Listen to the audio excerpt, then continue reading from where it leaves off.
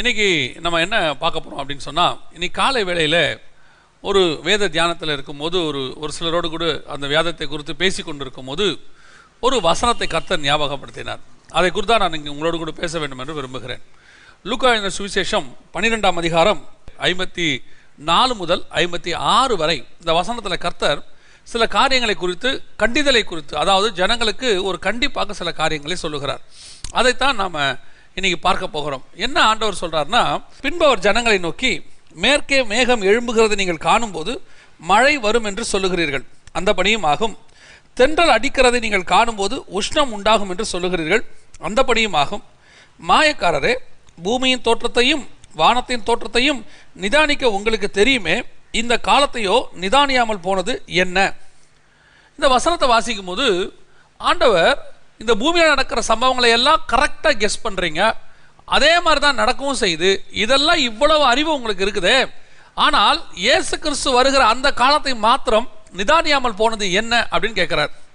இந்த நேற்று ஒரு நாளில் மட்டும் நீங்கள் பார்த்தீங்கன்னு சொன்னால், நேற்று முந்தா நாள், இந்த 2 நாளைக்குள்ளே நீங்கள் மட்டும் பார்த்தீங்கன்னு சொன்னால், பிலிப்பைன்ஸில் மிகப்பெரியதான பூகம்பம், இந்தோனேஷியாவில் சுமத்ரா தீவு பகுதியில் மிகப்பெரிய கடலுக்குள்ள பூகம்பம், சுனாமிக்கான எச்சரிப்பு கொடுத்தாங்க. யூகே பகுதியில் ஃபுல்லாக வெள்ளம், கலிஃபோர்னியா பகுதியில் ஒயில் ஃபயர், காட்டுத்தீ. இப்படி நீங்கள் பார்த்தீங்கன்னு சொன்னால், இது இல்லாமல் கொள்ளை நோய்கள், இது இல்லாமல் ஜனத்துக்கு விரோதமாய் ஜனம் அங்கெங்கே ஜனங்கள் எழும்பி நிற்கிறாங்க. இப்படி உலகம் முழுக்க ஒரு கன்ஃபியூஷன் ஸ்டேட், எங்கே பார்த்தாலும் குழப்பமான ஒரு நிலைமை, ஜனங்களுக்குள்ளே சமாதானம் இல்லை. எல்லா பகுதியிலும், அதாவது அரசியல் இல்லை, பொருளாதாரத்தில் இல்லை, எதுலேயும் இல்லை. ஆனால் ஒவ்வொருத்தரும் நிதானிச்சு கரெக்டாக சொல்கிறாங்க. இப்போது மழை வரும், புயல் அடிக்க போது இத்தனை கிலோமீட்டர் வேகத்தில் காற்று அடிக்கும், கரெக்டாக சொல்கிறாங்க, அந்தபடியே ஆகுது. அதே மாதிரி இப்போது பூமியினுடைய காந்த புலத்தில் ஒரு வெடிப்பு வந்திருக்கு, இதை பற்றி நம்ம இன்னொரு டுடே ஸ்பெஷலில் பார்க்கலாம், அதுவும் கரெக்டாக நடந்துக்கிட்டு இருக்குது. இது இல்லாமல் சுனாமி, அதை பற்றி கொடுக்குற எச்சரிப்பு அதே மாதிரி ஆகுது. இதையெல்லாம் கரெக்டாக செய்ய தெரிஞ்ச உங்களுக்கு இந்த காலத்தை நிதானியாமல் போனது என்னன்னு கேட்குறார். அதாவது இயேசு கிறிஸ்துவின் வருகையை நிதானியாமல் போனது என்ன? முதலாவது வருகையை பற்றி பேசுகிறாரு, நான் இப்போ 2வது வருகையை பற்றி சொல்கிறேன். இன்னைக்கு இது எல்லாமே அவருடைய வருகைக்கான ஒரு அடையாளங்கள். நாம உலகத்தார் இதை எப்படி பார்க்குறாங்க அப்படின்னு கேட்டீங்கன்னு சொன்னால், ஒரு இன்சிடெண்ட்டாக பார்க்குறாங்க, சம்பவம், பூமியில் நடக்கக்கூடியதான ஒரு சம்பவம். ஆனால் தேவ பிள்ளைகளும் அதே மாதிரி தான் நம்ம பார்க்குறோம். ஆண்டவர் சொல்றாரு, மாயக்காரரே, மாய்மாலக்காரரேன்னு சொல்றாரு. இதெல்லாம் உங்களுக்கு தெரிஞ்சுக்கிட்டு, ஆனால் ஸ்பிரிச்சுவல் காரியம் மட்டும் தெரியாத மாதிரி நம்ம இருக்கிறோமா? உலக காரியத்தில் ஞானம் இருக்குதான், வாட்ஸ்அப் பார்க்குறீங்க, ஃபேஸ்புக் பார்க்குறீங்க, அதில் உள்ள காரியத்தை அலசி பார்க்குறீங்க, கூகுளில் போய் சர்ச் பண்ணி பார்க்குறீங்க, சரியா தப்பா ஏதாவது கேட்டால் ப்ரூஃப் இருக்குதா, ஒரு மொபைல் வாங்கணும்னா அதை பற்றி இன் அண்ட் அவுட் எல்லாம் விசாரிச்சு தான் வாங்குறீங்க, போய் ஆன்லைனில் போய் செக் பண்ணுறீங்க, ப்ரைஸ் செக் பண்ணுறீங்க, இவ்வளவும் தெரியுது. பிள்ளைகளுக்கு உட்காந்து ஒரு காலத்தில் ஃபோனையே ஆப்ரேட் பண்ண தெரியாத நாம ஆன்லைனில் உட்காந்து பிள்ளைகளுக்கு இன்னைக்கு பாடம் நடத்திக்கிட்டு இருக்கிறோம், பிள்ளைகளுக்கு உட்காந்து கூட நின்று சொல்லி கொடுத்துக்கிட்டு இருக்கிறோம். இவ்வளவு அறிவு இருக்கிற நமக்கு ஸ்பிரிச்சுவல் அறிவு மட்டும் இல்லையாமா? இப்போ வைரஸ் இருக்குது, இது எப்போ போகும், எப்போ மருந்து கண்டுபிடிப்பாங்க, யார் கண்டுபிடிக்கிறாங்க, இதுக்கு பின்னாடி என்ன இருக்கு, இதுக்கு பின்னாடி யார் யாரெல்லாம் இருக்கிறாங்கன்னு கூட உட்காந்து அலசி ஆராயிரும். இதெல்லாம் பேச தெரியுது, அரசியல் கதை பேச தெரியுது, கிரிக்கெட் கதை பேச தெரியுது, அவ்வளவும் தெரியுது. ஆனா எது மட்டும் தெரியலையாமா? இயேசுவோடைய வருகை பத்தி மட்டும் தெரியலையாமா? அதை பத்தி மட்டும் அறிவு இல்லையாமா? ஆண்டவர் சொல்றாரு, மாயக்காரரே. இன்னைக்கு காலையில் உட்காந்து தியானிக்கும் போது ஆண்டவர் சொல்றாரு, சொல்லி கொடுத்த ஒரு வார்த்தை அதுதான். இன்னைக்கு இவங்களுடைய வாயின் வார்த்தைகளே நியாயந்தி இருக்க போகுது. ஏன்? மற்ற காரியத்துக்கு கான்சன்ட்ரேட் பண்ண தெரியுது, அலசி ஆராய தெரியுது, உட்காந்து போய் எல்லாத்தையும் ரிசர்ச் பண்ண தெரியுது. ஆனா வருகையை பத்தி மட்டும் ரிசர்ச் பண்ண தெரியல, ரிசர்ச் கூட பண்ண வேண்டாம், இதெல்லாம் வருகைக்கான அடையாளங்கள் தான் புரிந்து கொள்ள கூட அறிவு இல்லையாமா?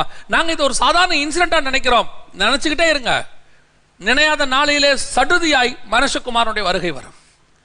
எதிர்பார்க்காத விதத்துல, ஒரு நிமிஷத்துல, ஒரு இமை பொழுதுல நடக்கும். இயேசு சொன்ன இத்தனையும் நடக்குதுன்னா இதுவும் நடக்கதான் போகுது. அன்னைக்கு ஆண்டவர்கிட்ட எனக்கு தெரியாது, யாரும் சொல்லி கொடுக்கல, வேதத்தில் உள்ள இந்த வசனம் இப்படித்தானா, நீங்க எதுவுமே சொல்ல முடியாது.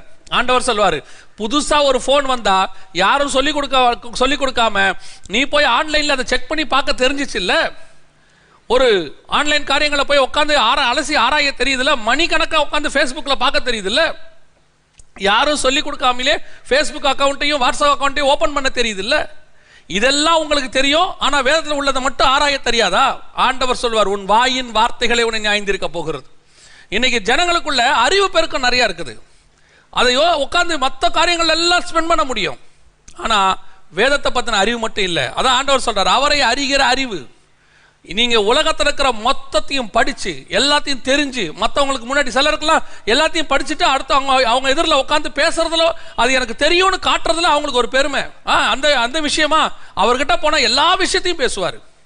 அரசியல் பேசுவார், கிரிக்கெட் பேசுவார். அவர்கிட்ட போனீங்கன்னா எந்த ஒரு விஷயத்தையும் கேட்டீங்கன்னா டீட்டெயிலாக புட்டு புட்டு வைப்பாரும்பா. ஆனால் ஸ்பிரிச்சுவல் காரியத்தை கேட்டால் மட்டும் எனக்கு யார் சொல்லிக் கொடுப்பா, பைபிளில் எனக்கு எப்படி தெரியும், யாராவது சொல்லிக் கொடுக்கணுமே. ஏன் இதெல்லாம் யார் சொல்லிக் கொடுத்தா? ஒரு பிள்ளைக்கு நீங்கள் சொல்லிக் கொடுக்காவிட்டாலும் நீங்கள் சொல்கிறீங்க உட்காந்து படி, நல்ல புக்கை தேடி பாரு, ஈஸியாக வரும், ஏன் வராது அப்படின்லாம் சொல்லி தரஞ்ச உங்களுக்கு ஏன் வேதத்தை மட்டும் ஆராய தெரியல? மாயக்காரர்னு கர்த்தர் சொல்கிறார். இனி காலம் செல்லாது, இனி ஏமாற்றவும் முடியாது. எங்களை மாதிரி ஆட்கள்கிட்ட நீங்கள் ஊழியக்காரங்களையோ அல்லது சக விசுவாசிகளோ ஏமாற்றிடலாம், கர்த்தரை ஏமாற்ற முடியாது. நியாய தீர்ப்பு நாளிலே உங்கள் வாயின் வார்த்தையிலே வந்து நிற்கும். காலையில் ஆண்டவர் இந்த வசனத்தை கொடுக்கும்போது உண்மையிலே ரொம்ப பயமாகவும் இருந்துச்சு, அதே நேரத்தில் துக்கமாகவும் இருந்துச்சு. எல்லாத்தையும் தெரிஞ்சிருக்கிறோம், இன்னும் வருகையை பற்றின அடையாளங்கள் எவ்வளோ கொடுத்துருக்கிறார், அதெல்லாம் கண்ணுக்கு முன்னாடி நடக்குது. ஆனால் இதெல்லாம் வருகையின் அடையாளங்கள் மட்டும் தெரியாதாமா, இதெல்லாம் உலகத்தில் நடக்கிற இன்சிடென்ட், அவ்வளோதானாமா. இதுக்கு பின்னாடி வருகை வரும் நாங்கள் எப்படி தெரிவோம்?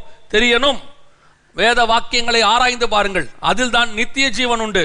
நீங்க ஆராய்ந்து பார்க்கக்கூடியதான மற்ற எல்லா இன்ஃபர்மேஷன்ஸ்லையும் நித்திய ஜீவன் உள்ள ஆதாயம் மட்டும் உண்டு. உலக பிரகாரமான ஆதாயம் கிடைக்கும், பணம் கிடைக்கும், எல்லாம் கிடைக்கும்.